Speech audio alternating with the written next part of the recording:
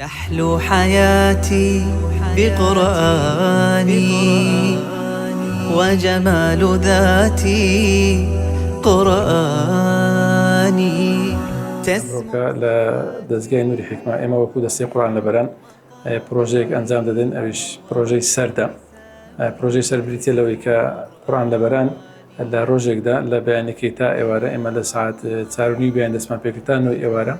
دەبێت سەرجەم قورآنی پیرۆز بە لەبەر بڵێنەوە ڕێژەی بەشداریکردن لەو پرۆژەیە